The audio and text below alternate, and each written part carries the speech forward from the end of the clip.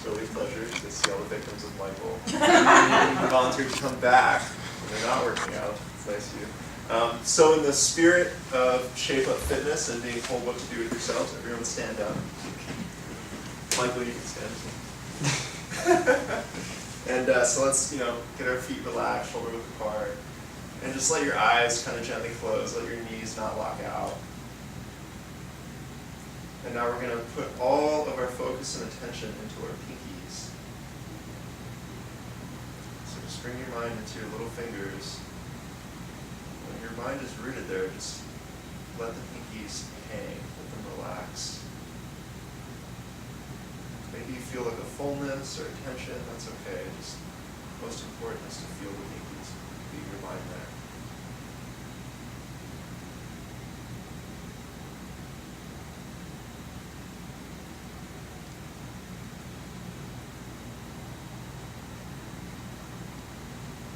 Mind will wander, just squirt it back. Always on the pinkies.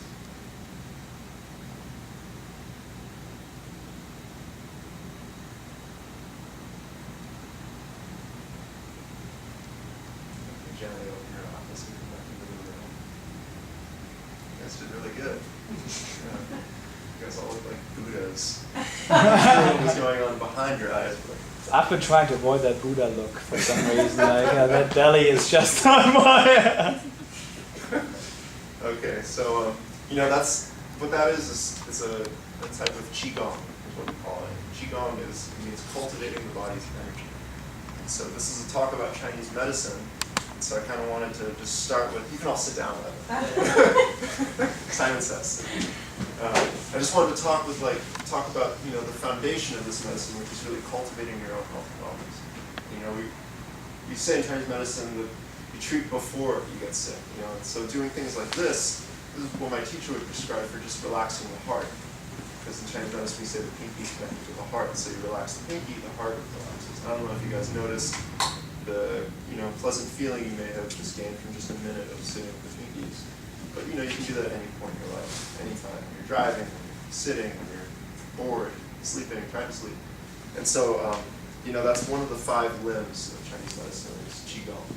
And so if we look at the 5 branches of Chinese medicine on this card, as I read them off to you, we have Qigong, we have Oriental nutrition, we have Chinese herbs, we have acupuncture, and we have handwork. Qigong, Amma, there's a bunch of different ones. The one I do is Tuina. So we'll be talking about that, doing a little demo for you guys as well. And so, we'll start with Qigong because it's, the one you can do at home yourself, the easiest, the pinky meditation, things like that. And so it's, what it is an ancient practice of cultivating wellness and health, relaxation exercises, how to de-stress. And it's been going on for thousands of years, and really the way it works is it's being studied by modern research now in China. It's a huge field of study. And basically what it does in a Western sense is just kind of calming down the nervous system. Because we spend so much time, get stuck in traffic, things get hectic, we really want to come back into our bodies and feel ourselves. And relaxing the pinky is just one of the hundreds of ways you can do that. And so, that's pretty much how it works in the Western sense. But in the Chinese sense, it's more about bringing the energy, our vital energy, back into our bodies. And that, in and of itself, will kind of guide our hearts to peace. And that's really what we want. And we'll be talking about the different organs of Chinese medicine, which loosely correspond to Western organs. But the heart, we'll say, is the emperor. The heart is really the one we want to take care of the most. We'll get to that later. And so the next limb of Chinese medicine is Oriental nutrition. And so this is, it's unique in a sense that, when we think of nutrition science, we're thinking of micronutrients, macronutrients, vitamins and minerals, proteins, fats, things like that. In Chinese medicine, it's not that we're not concerned with that, it's that we're more concerned with the nature and flavors of food and how we prepare them. So a quick example would be a salad versus cooked greens, collard greens.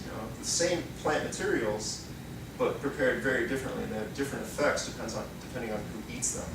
And so with Chinese nutrition, we're looking into the natures of the food, and you can feel it. Like we say that you feel that you can taste the flavor of it in your tongue, in your mouth, but you really get a sense of the nature of it when it's in your stomach. And so it's like the soup tastes really good, and then you put it in your belly, obviously it's warming. So people that feel cold a lot of the times when other people are, pretty warm, some of us are wearing sweaters in the room and others are in t-shirts. Oh yeah, but I did. So that, this is a sign there might be some coldness in ourselves, and it's important to stay warm and eat warming foods.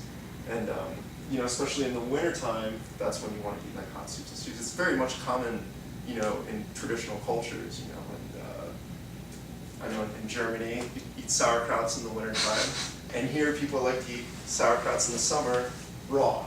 And that is just, in Chinese medicine, that is the worst. In German, I'm sure you just don't eat raw sauerkraut. No, we don't. Yeah, but here people are like, oh yeah, drink my sauerkraut juice and eat it raw. We don't do that because raw foods, we say, are really cold on the stomach. And cold foods actually, they kind of drain the stomach's energy. And so you might notice that we talk a lot about just the digestive function and capabilities of every individual that comes into our office.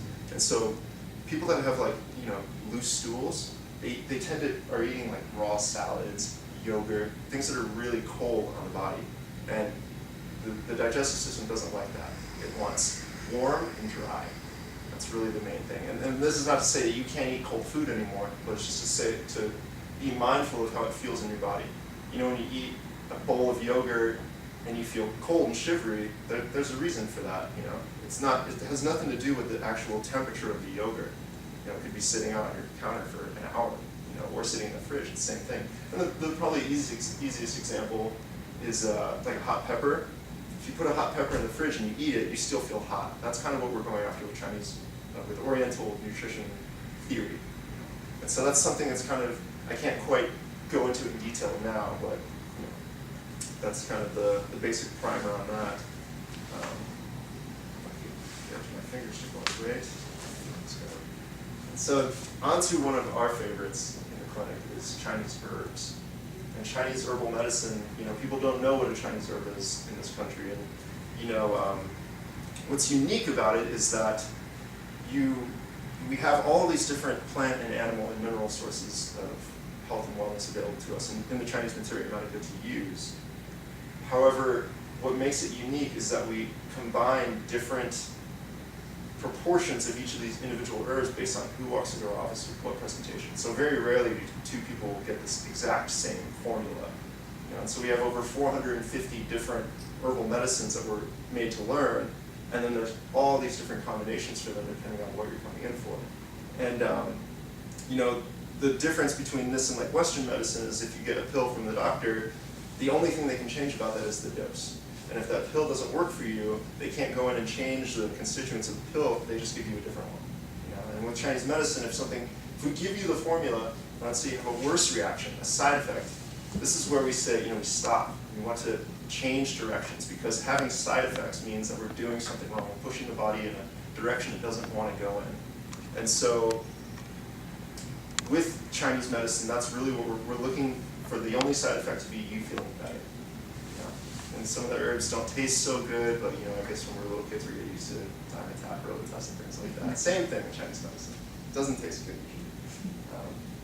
So that's just a brief primer on the herbs. And now the acupuncture portion, which if you can get some needles ready, we can do a little demo. But so people ask what is acupuncture? How does it work?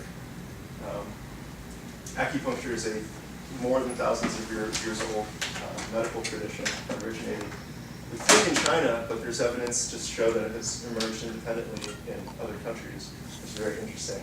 But and what we're doing with the needles is kind of, we're manipulating the body's more subtle energies, and it's kind of maybe someone here has a pain or something like that, shoulder pain, neck pain, ankle pain.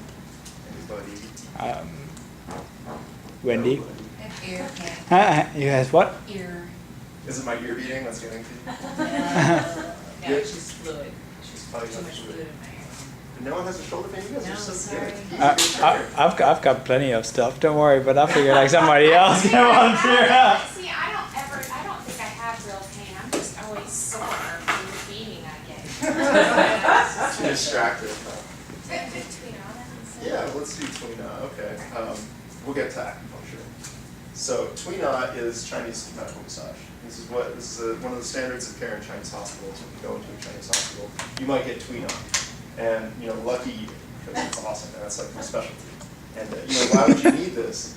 It's really for things like limited range of motion, chronic pain. It also works for internal disorders too. My teacher always used it for people who have insomnia, can't really sleep well at night.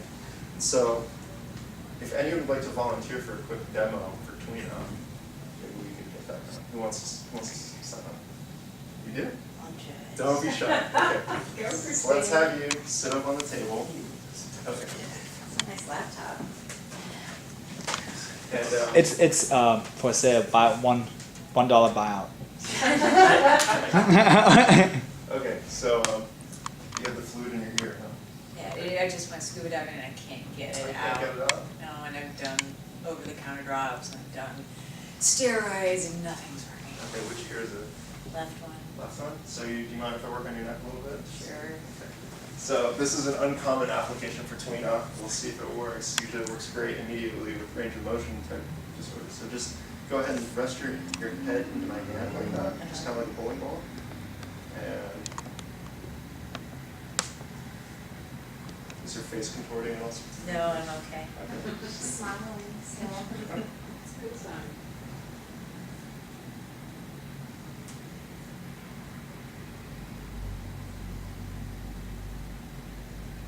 You doing okay with this? Yeah.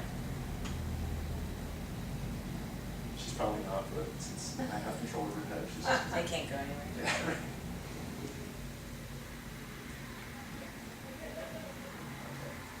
Magically, your ear is clear. Yes, go ahead. It's like a No, you can sit back up. Okay. Uncommon application, did it work? It removes the stress from the muscles around the neck. It definitely relieves that. The drainage is still not happening. It would let me pop my ears, Okay. so I wouldn't say it completely didn't Okay. anything. It did a step in the right progression. Right. Does that make sense? Absolutely. Okay. So we can see the magic of Chinese medicine. Really what it works best for. Let's try the shoulder. So stand up and go ahead and face this way and do this for me. Oh, yeah. It's a torture thing. Does this hurt anywhere? Do you have any pain No. or tension? Okay, and try the other one. Roughly the same. Any pain or tension with that? No. Now, if anyone does this, do you feel any pain or tension? Do you feel it? I feel something either. But I'm probably the worst range of motion person ever. Perfect. You should have stepped up. We can switch if you need to. Would you like a quick sample? There you Sure. So go ahead and sit up on the table. And we're going to do neck for her as well. It was this one or this one? The right. Okay, all right, so I'm confused. Again, lean your head into my hand. It's tingling. Tingly. It's a good one. Mine wasn't tingly. Mine was like really heavy pressure. Yes, that too.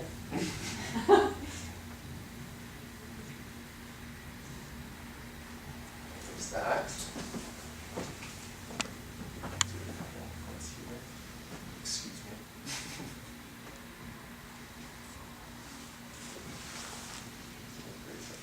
So your face is contorting. That's good. Yeah, That's good. it's tough.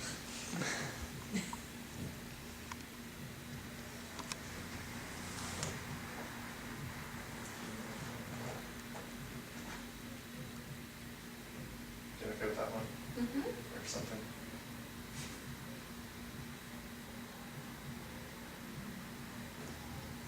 Okay. So go ahead and stand up. Face that way. Try to test again. Yeah, I'm not feeling that as much here. Wonderful. Okay. Yay! Go, Wendy. Okay. So that's, the daily clinical. Just fix this. Yeah, if you can fix a range of motion, that would be great. Put my arm in, that's as far as I can get. Where does it feel limited?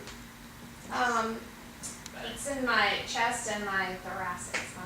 Do you actually feel it in Yeah, there? yeah, I can feel it here. Okay. So, you could do acupuncture for And he looks very sure, excited about that. it. You want to try Yeah, some acupuncture? I'll try it. Okay. So let's have you sit up on the table. If you could prepare me a needle, please. So I've got a fork if you want to use a fork instead. It's Yeah. like Of course, a knife. There we go. I can give you a knife too. I mean, it's fine. So this is, it's the shoulder, huh? So you're trying to lift up. Yeah, so we've not determined what it is Sure. or what, probably large chested it, at a young age, but so I can't reach my arms any straighter. And you feel it up here and in the And back. I feel it here, here, and in the upper part of my back. Okay. On both sides. Oh, yeah. Okay. So let's do it on Yeah, let's do I'm it on- straightening. Okay. So we're looking at this channel here and this channel here. Maybe we'll check this. So we'll see if we can get this shoulder going up. So go ahead and lift that shoulder again. Is this tender here? You can put the shoulder down. Or you can. There we go. You all good? Is it tender? Yeah. Just let me know if any of these are like out. Okay, I'll say ouch. I make a close up of the face. We don't want to miss any facial expressions. No, you don't. It's key. Nothing yet? No?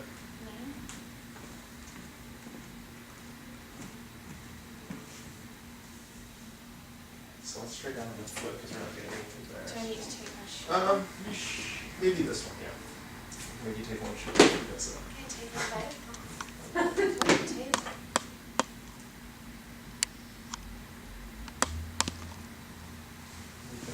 Here. No? It's okay if it's not. The other reality of clinical practice. Long periods of silence.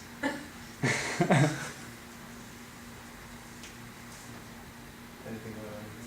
No, that's good. Oh, feels great. Okay. We like that. Let's try.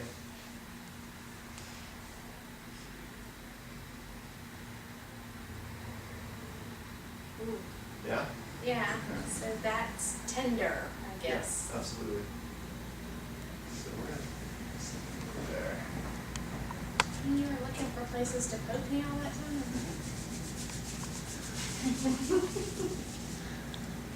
I still have the offer for the fork. Just be glad he's behind the camera. Yeah. I am. Nowhere near the treatment table. I thought it was a torture movie we're doing today. Okay, so we have one right there. Yeah.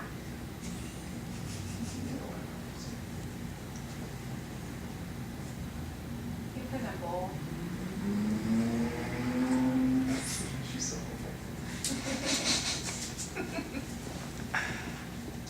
Alright, so just to show you guys what the needle looks like, the size of a hair follicle. So we'll just kind of take it around. You guys have never had acupuncture before. It's really tiny. You've had acupuncture. I have. I never looked at the meat. Yeah. So you fit 20 of these into a hypodermic needle that you fill at the doctor's office. So people do acupuncture, they think needles, they think syringes and things like that, and that's not doing that.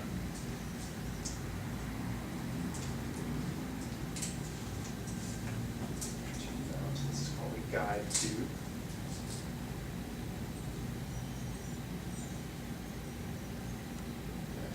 So I'm going to put the needle in, you might feel like the pinch of the needle going in, and you might feel like a dull ache or like a lightning bolt shoot up your leg or something, and that's okay. So, lightning bolt. A gentle stream of sensation. Okay, you can just let the knee go. And go ahead and lift the shoulder up. Give a nice baseline. Let's go. And right here is kind of where we Yes. start.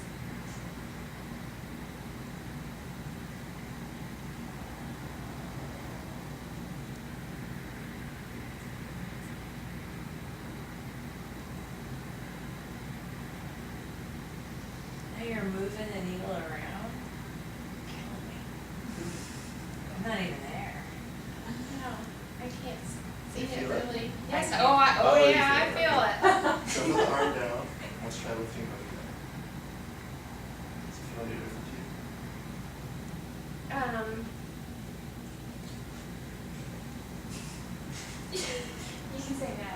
you yeah, consider I that? mean, maybe, I don't know, yeah, it just seems the It same. seems the same, okay. That's sad for me.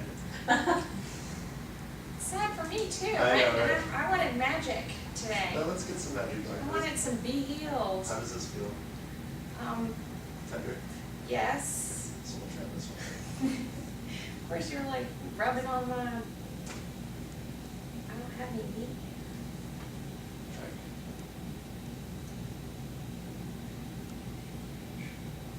So I would say that I feel it less here, Less in the front, okay. but it seems the same in In the back. the back. But, yeah, So kind of here. yes. So you're not leaving the needle in like traditional acupuncture where like they have like the 20 minutes and they leave Oh, it no. alone and they come back? Yeah, well, I do in a clinical setting. Got it. Just checking. Yeah, but for her, I don't know if she I'll wants probably to. be in there for hours trying to fix this problem. I got it. It's interesting to see from the camera perspective over here. I was sitting over here. It's like it was higher after the first needle, a little bit at first, and then Really? then not Yeah, anymore. I And mean, then you're the second, gonna be the one to judge. He's been working on this problem for years. and then the second one was better than, but the second needle was better than the first needle. I keep saying I'd go to a doctor and just have them cut in me and fix whatever's holding me back. Yeah, you don't want them to cut. There's not, yeah, there's really not. My teacher from Taiwan, he practiced Chinese medicine for 65 years before he retired. He said, you know, the first instinct in modern medicine is when in doubt, cut it out. Yeah, it's true. And he said, if there is another way, if there's another way besides that, then cutting it out is critical. Yeah. And so if we can fix things with minimally invasive procedures, Why not? great. Yeah. You know, and if we can't, then you know, have fun or something. Something, yeah. Got a dull knife too. Needles just get bigger. It's part next to that fork. So let's see, any tenderness, that's fine. Um, And, well, yeah, a little bit. I kind of feel something right now. This is very unorthodox needling style, by the way. It is? Well, you know, I'm kneeling down. Well, no, no. Feel it? Yeah. What did you feel? How would I describe that? It wasn't painful. I could just feel it moving around, radiating out. around. So that makes me hit point. That's what we want. And I can feel pressure. Okay, on it. perfect. And so let's try the shoulder. Try both. How does it All right, feel? so the left arm is tighter, but I don't know if that's because the right arm's getting all the exercise.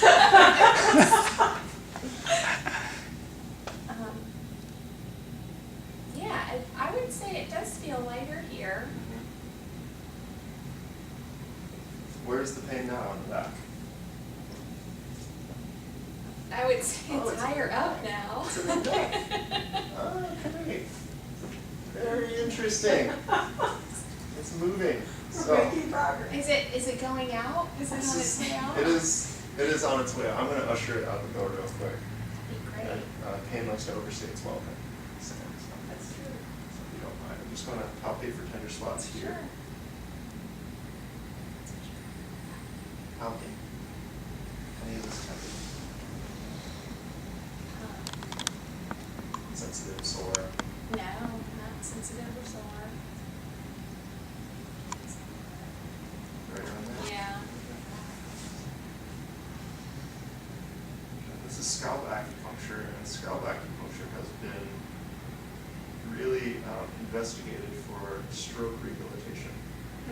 There's a guy in China, he has over 10,000 case histories of rehabbing people with strokes. They come to his office and they can't lift their arm, and after a few sessions, they have measurable progress. And there's actually a documentary about it called 9,000 Needles. So that's how many needles they used on this guy who had a bleed in his brainstem.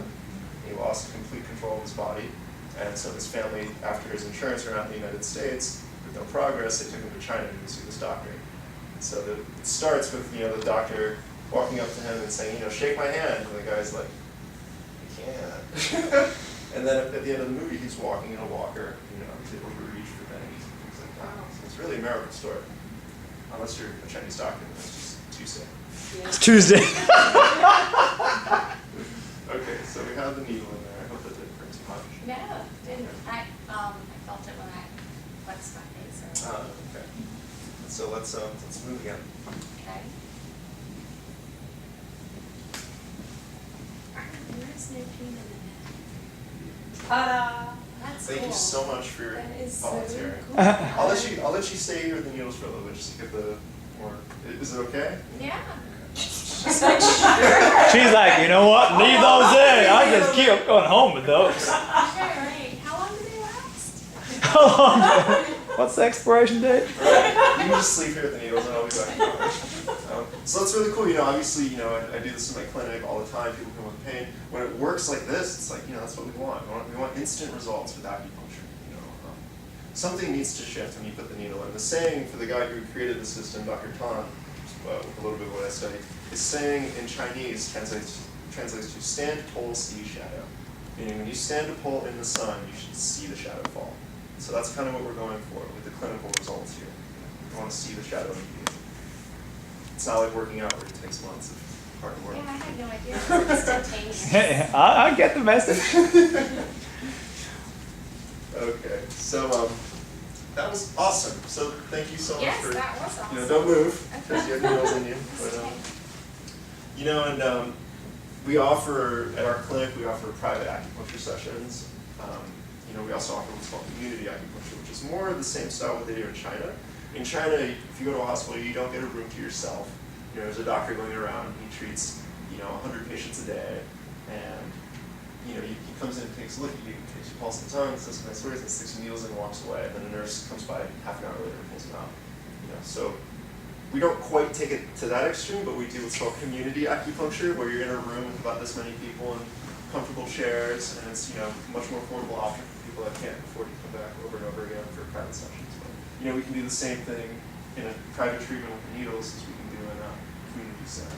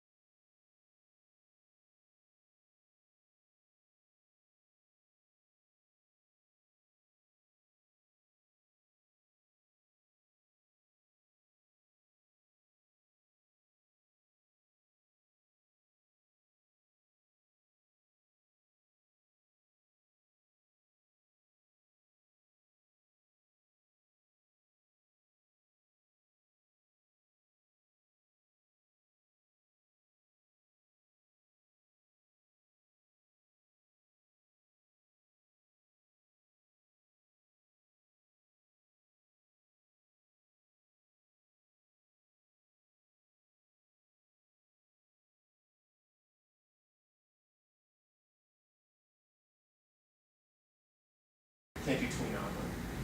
So you had the full experience too, with tween on and that. That's pretty cool. So, and did it hurt? Did you say? No, it did not hurt a bit. That's awesome. We haven't had the tweener on the back. Game. She's game. Maybe next time. Okay. So, well, I did my tween on card already, didn't I? So that's enough of that. And so now we're, the title of this talk was something to do with the 5 elements, I believe. That's what got you guys here. And so I'm going to talk about that a little bit. So basically, in ancient Chinese philosophy, there's a term called the wuxing, 5 phases, 5 elements is commonly translated now. And what that is kind of, you familiar with yin and yang, yin and yang, people say? So that's kind of just one of the laws of the universe, we could say, that it's how things come to be and how they cease to be. And the 5 elements is just a more nuanced version of that theory. And so the theory of it is that everything in the known universe, in our bodies, outside of our bodies, everything, seasons, times of day, foods, they all correspond to these different elements or phases. And so the 5 elements in order are fire, which corresponds to the heart, and that becomes earth, which corresponds to the digestive system, the stomach. And then you have metal, which corresponds to the lungs. And then you have water, which corresponds to the kidneys. And then you have wood, which corresponds to the liver and the color green. And so each of these different elements is associated with an internal organ. And each internal organ is associated with an emotional state. And so when we, let's take, for example, the liver, color green, season of spring, where things go up and out. What we're looking for clinically when there's a liver issue is a tendency to anger or outbursts or a shouting voice. Someone that you're always too close to them when they're speaking to you. And that's a shouting voice. That's a liver disharmony, we say. And it could be a small one, it could be a big one, depends on how sick they are. But and we say before there is anger, there is an uprightness about them. There's a virtuousness about them. People that are really strong in the liver are really virtuous. And there's a movement towards planning and decision making that liver types really are strong at. When you think of a type A personality, this is a liver personality through and through. And so what these people have to be careful of is the tendency to anger. And so in the 5 elements, we say, much like water puts out fire, every element controls every other element. And so what controls a tree is a metal axe. And so the lungs correspond to the metal element. And so the metal controls the wood in this case. And so the way out of incredible frustration, anger, whatever it may be, is actually to sigh. And if next time when you're feeling really frustrated at something, give it a chance. Just take a couple breaths and sigh it out. And because what we're doing here is when anger starts rising up, you see people get red-faced and they get headaches and they're shouting and everything's going up here. And what you're doing when you're sighing is, you can see there's a bodily response of just sinking. And so that's what we really want to do. It's kind of sigh. And then of course, talk to someone about it. And then, so the next one we'll talk about the spleen stomach. We say the spleen for digestion, that's kind of a mistranslation, but it's stuck. Spleen in Western medicine is a graveyard for red blood cells. In Chinese medicine, the spleen is responsible for the entire digestive tract, from in to out. And so, when I use the word spleen, kind of keep that in mind. And so the emotion of the spleen stomach is actually worry. And before there's worry, we say the proper conduct of the spleen stomach is intellect and clear thinking and being able to look at things from all sides. And so when you feel really worried about something, my taxes are going to be late, I don't have enough money, whatever it is, the antidote to that is to have the wood element, which corresponds to the liver, kind of squeeze down on it. The roots kind of control the soil, which is the earth element. And so that's a symbolic explanation of basically what you want to do is make a firm resolution. You go back to the liver, that firmness of direction. That's really what you want to try to do is when you feel really worried about something, you want to say, I'm going to go for a walk. Or I'm going to call my uncle, and he really knows about this, he's going to talk to me. I'm going to call my accountant and straighten this out. Because sitting there worrying doesn't do anything. It actually exhausts your spleen stomach, which actually, some people it's clinical, but they get diarrhea when they get really anxious. And that's the same, there's a reason for this in Chinese medicine. There's no coincidences, we say. And so, that's kind of the way out of the worry is firm, direct resolution to do something about it. Either cook yourself a good meal. You know what? I'm just going to stop worrying about this for a second. And it's not that it's, as I'm explaining all these ways to control emotions, it's not that these emotions are bad. It's just the sort of canary in the coal mine. I don't blame the canary for the gas in the coal mine. We're just kind of looking at these emotions as ways to just be aware of our internal climate, internal weather patterns. And so the next one, Earth generates metal. You pull metal out of the earth. Metal is the lungs, corresponds to fall, the harvest, breathing, things like that, taking in, letting out. And the emotion of the lungs is grief, actually. And so you can see that when the weather starts to, if you live up north, where we went to school in Boulder, Colorado, when the weather starts to get a little colder, you stay inside a little more, the fun of summer is done, and so it's almost like it's a withdrawing in, it's a direction inward. And that is actually a good thing in Chinese medicine. It's a time to rest. You get to sleep so you can wake up. But what happens is, if we have grief from separation, either a death or someone leaves us, something like that, we have this intense inward direction. And we've all seen it in a friend or family or ourselves, where it's very hard to get back out of that. And so what is the antidote to this extreme grief is actually to cry, to let tears come out. And then to also do your best to not isolate yourself, to seek out the support of other people. Because when you're all alone with that grief, it's crushing. It actually hurts the heart. You say all the emotions go to the heart in the end. So that's kind of an interesting way to think about that, I think. And then we have the metal generates the water. And that's kind of a more obscure reference. You could say symbolically, you could say that like a metal rod has water condensation on it, and so that's kind of how they looked at generating water. But basically, it's the lungs generating the kidneys, and the emotion of the kidneys is fear. That's the alarm bells. When we're really afraid of everything, people are just, maybe someone's agoraphobic and they don't want to go out in crowds because they're too afraid. And so, but before there's fear, actually there's the will. That's what the kidneys are in charge of, is your destiny. It's kind of like the reason you're here on this planet. That's related to the kidneys, and that's what's passed down from father and mother down the generations. And we say this gene, we call it, this essential energy of the kidneys, goes back to the 7th generation before you. And so in Chinese medicine, we have all these tonics, we say, to tonify the kidneys.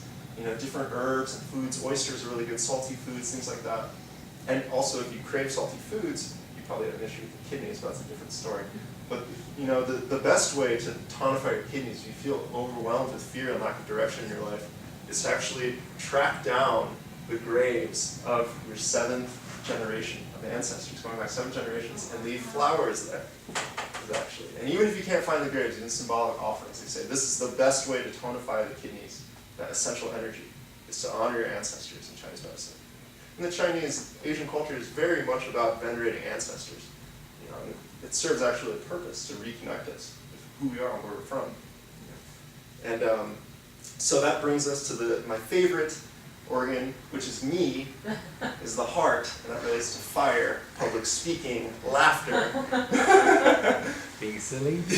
The color red, So people who wear like a lot of red, we say, this is kind of their propensity towards like this heart fire. And the emotion associated with the heart is joy.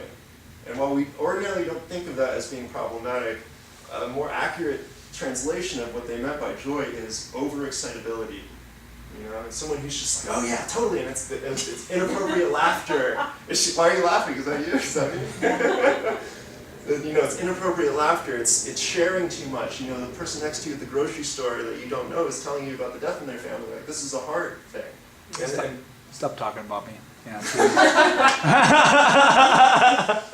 Very appropriate. I don't know about that. Yeah. But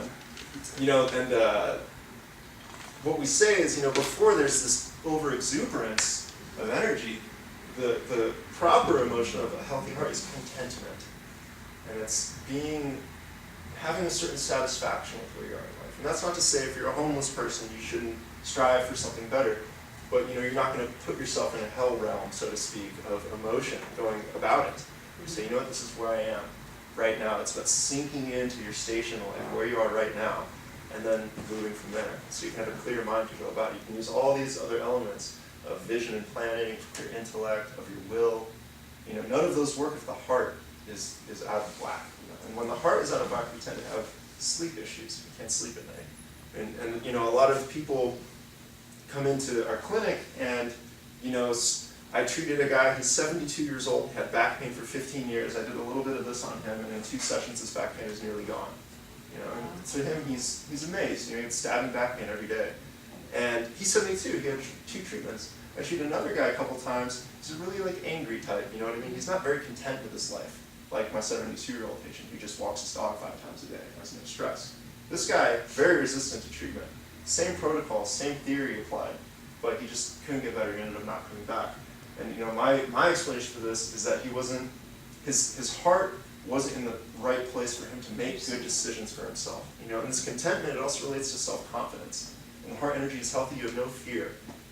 No irrational fear, I should say, because fear can serve us, of course. But being content is it's the absence of doubt.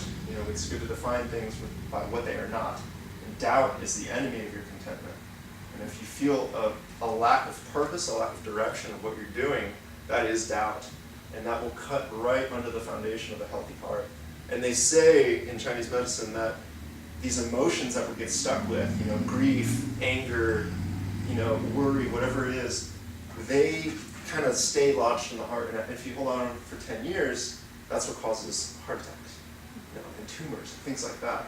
And if you look actually at the major pathologies of Western heart disease, it's lack of blood flow to the heart, which causes a heart attack. It's the closing down of the vessels. And so we say in Chinese medicine that you want to tonify the heart blood for someone who is discontented in life, because that is a prelude to what could further down the road be, a more serious medical condition. Of course, I don't say you're going to have a heart attack in 10 years. That's not how you make someone content. But we add a little of this in their formula, a little point here, this and that. They don't know why they feel so good. And that's what's interesting. The most interesting thing about this medicine, to me, is not just seeing people feel better in their bodies, but actually their lives start to change.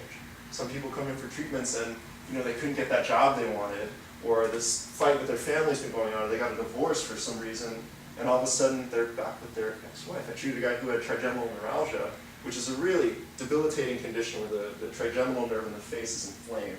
And there's not really a lot of proven therapies for it that are not cutting into nerves and things like that. And so he had been coming to acupuncture for 2 years. I stuck a needle right here. I'm not the greatest doctor ever, it was just the right point, is what I like to say. And he said he felt his face unlock. He came back the next time near tears. I haven't had pain in a week, a little flare-up, but nothing bad. And I start treating him more and more, and he's telling me about his family life. And his wife actually left him 20 years ago because of this pain, because he said he would see through it. And anyone who's dealt with a chronic, debilitating, painful condition like that kind of knows what I mean by that, because it's with them every moment of every day. And his family, the stress of that, he was also a kind of an angry guy when he first started coming into me. And that corresponds to the liver energy, the rising wood energy getting kind of stuck in the face. And so I did points to bring it down as well. But that's neither here nor there. What happened was, once his face got better, he started feeling better. He started making better decisions for himself, cooking food at home, which he had never done, even though he had a grocery store. But, and then eventually the grand happy ending to it all, he got back together with his wife, and they were so happy together, and they went on vacation to Mexico, and he came back and told me about it. I was like, wait, your wife, I thought? And he's like, yeah, we got back together. I was like, why? He's like, because this is gone. I'm not annoying anymore, And it's like, that is my favorite case of all my cases I like to tell people, is that when you come in for treatment with Chinese medicine, you might get more than what you're going for. You might just start feeling really good. And that's why we say the only side effect is feeling better. It's not that we take your symptom away, it's just, I've got a little spring in my step. That's really what we're going after. So, I don't know if you've experienced that kind of thing. I mean, in my own personal experience, I think I told you after the first time is, I just had a lot more energy, which I wasn't really counting on. I mean, it was just like, actually was so much energy that I didn't go to bed when I usually go. I'm like a 9:30 kind of guy. Like 9:30 I went to bed. I'm old. And so instead, like I was like, I find myself working like till 12:30 that night. I'm like, holy crap, I need to go to bed because my son doesn't care about when I go to bed. He still gets up at 6:30 or 7. And so the next day, the same thing.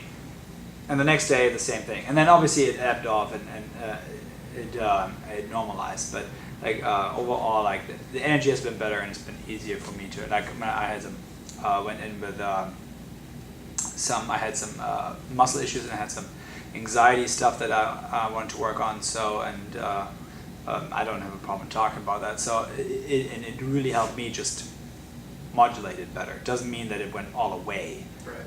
but it helped me handle it better, if that makes kind of sense. And that's the key. That's what we want. We want experiences like that to happen in our clinic, where people come in with a problem and they get just a little. Because when you're in pain, when something's going on in your life, and you have no control over it, seemingly, you don't know what to do. You panic a little bit.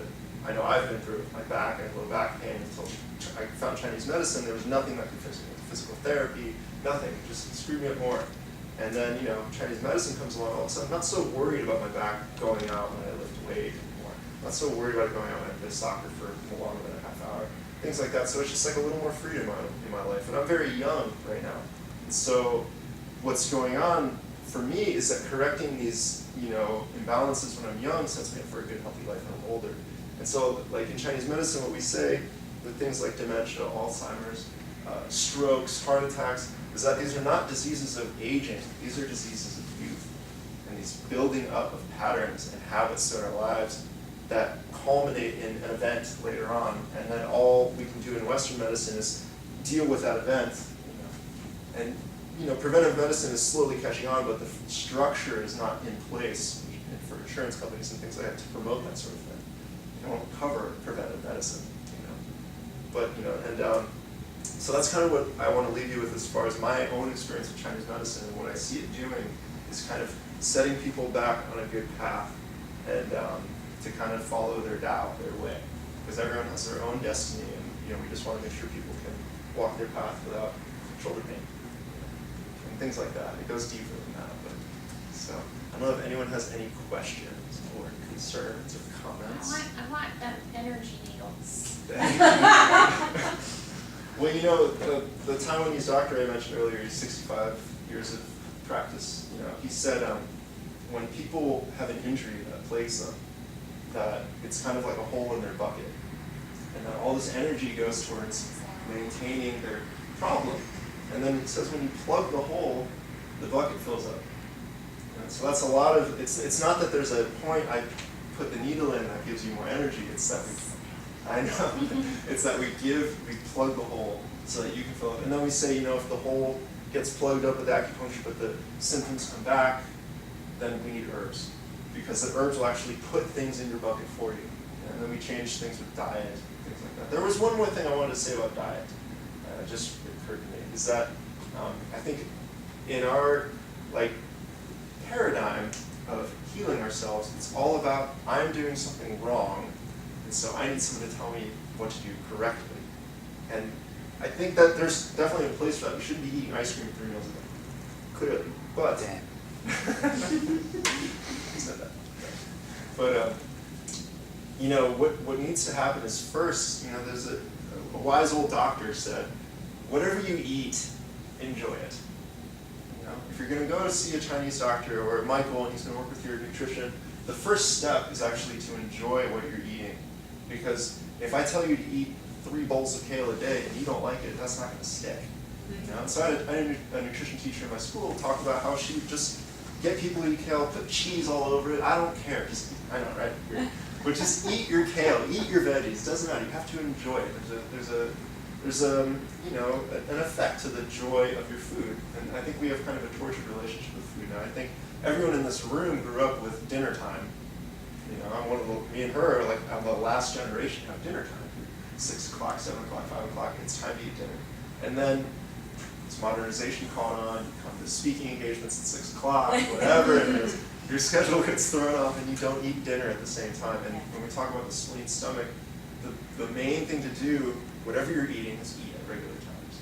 Have a breakfast, have a lunch, have a dinner. It's not important how much you eat, unless you're really struggling with your weight or something like that, but it's more important when you eat. So Michael will tell you all about what you should eat, and you just decide for yourself, okay, I'm going to eat breakfast at 6 or 7. So they say 7 to 9 is the best time to eat breakfast. 5 to 7 is the best time to eat dinner. And lunch kind of just gets forgotten. I'm missing the mark on both. There's no food that gets forgotten here. We start at 8 and I end at 8. Yeah. Yes. There we Eat go. through, like, it's one meal. Every time I look at you, you're carrying food around. I eat one meal a day.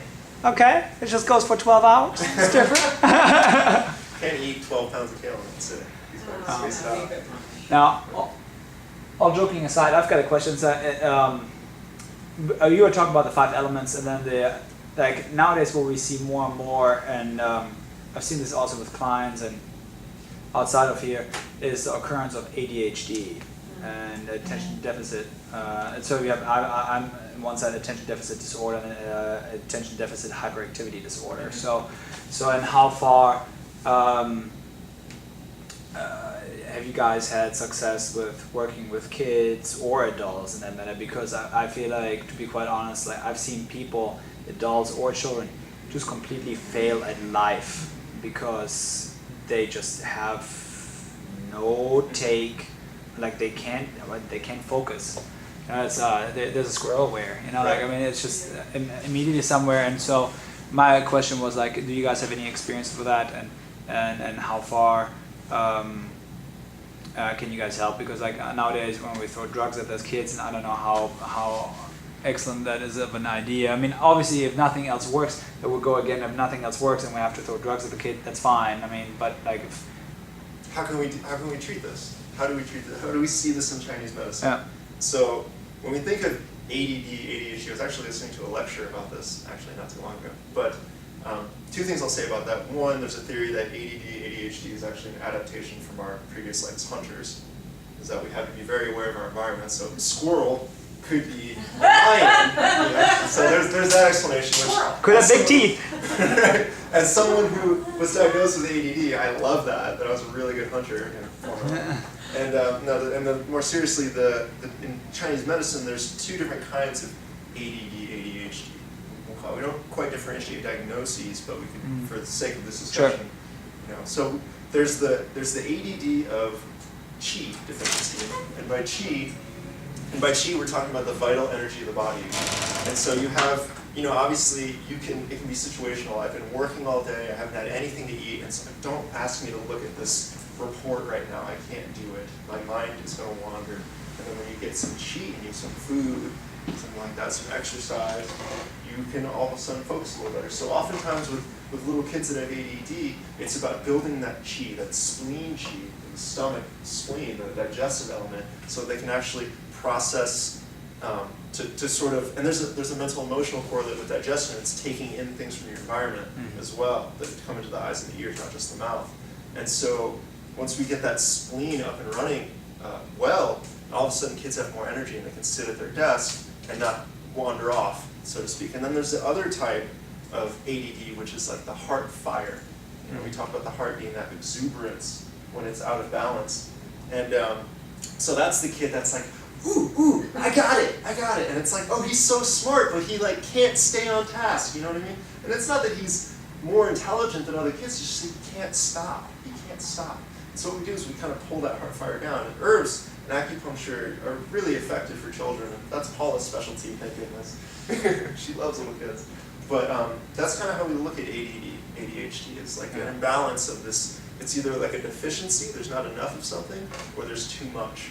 And so that's kind of how I would approach it. And everyone that walks into my office gets like their own little Chinese medicine diagnosis, which is a little different. Okay. I don't know if that answers your question. Yeah, that was good. Did I miss anything? Take off the needles. Let's walk off. Let's let her walk off with the needles. All right. Thank you very much, David. I really appreciate it. Paula, you too. I really appreciate it. Thank you so much.